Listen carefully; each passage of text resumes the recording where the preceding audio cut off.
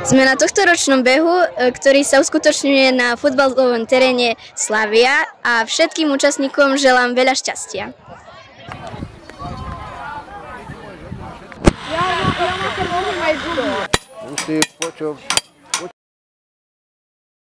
Nazdar. Čo nám môžete povedať o tomto školskom behu?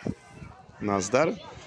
Môžem vám povedať, že sa zúčastní naša celá škola, všetci žiaci, že budeme utekať od 1. po 8. ročník.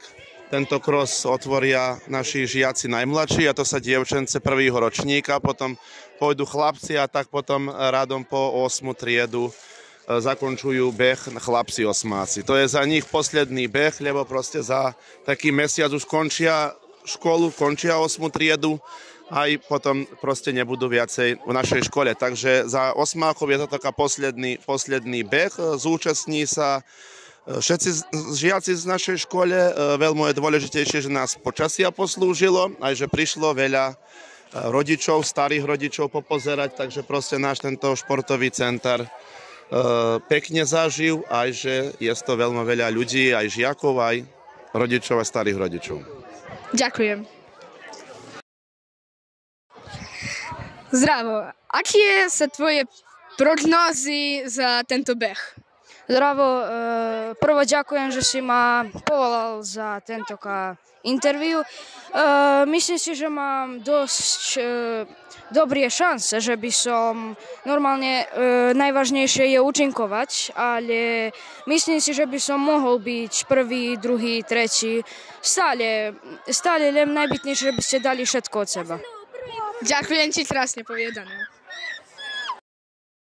Nazdar, Kiki. Na tomto krose, behu školskom, aké sú tvoje prognózy? Moje prognózy sú, že toto vypadne super a že budem prvý. OK, ďakujeme. Nazdar. Nazdar. Aké sú vaše očakávania pre tento školský beh? No, vopred sa tešíme, že bude férové závodenie, že tí najlepší dobehnú do cieľa, že sa všetci budú pridržiavať pravidiel, aby nikto nebol diskvalifikovaný, aby všetci si užili tento dnešný športový deň. Ďakujem. Prosím. Zdravo. Andrej, aké sú tvoje predvídania, prognózy pre tento školský beh? Myslím, že budeme 5. 6. tak voľako. A čo by si mohol predporučiť druhým, aby sa zúčastnili aj ďalej, tak? Áno. A čo je najvážnejšie tuto? Účestovať. Ďakujem, Andrej.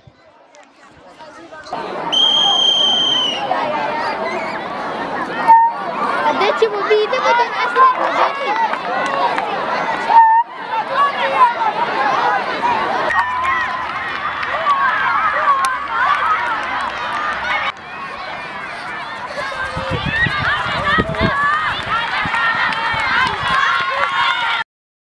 Ako sa voláš? Kristián Miniarský. Ktorá si trieda? 5-2. Ktorý si dobehol? Prvý už 9. krát. Trénuješ niečo? Áno, trénujem atletiku.